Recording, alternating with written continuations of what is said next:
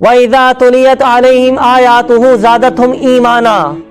جب تلاوت قرآن ہوتی ہے، اللہ کی آیات پڑھتے اور سنتے ہیں تو ان کا ایمان زندہ ہوتا ہے، قلب زندہ ہو جاتا ہے، انہیں جلا ملتی ہے، غفلت جاتی ہے، فکر ہو جاتی ہے۔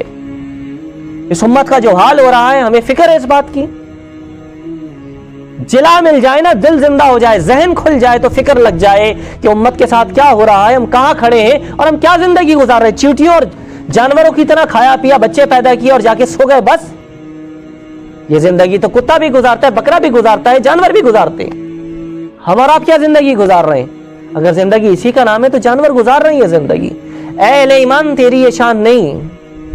ذاکر تو اللہ کا نائب ہے زمین پر، خلیفہ ہے، نبی کا وارث ہے،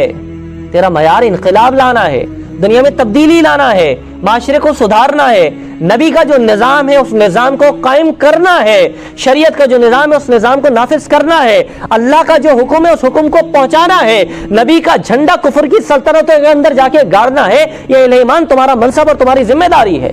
تم نہ جانے کہاں گم ہو گئے ہو۔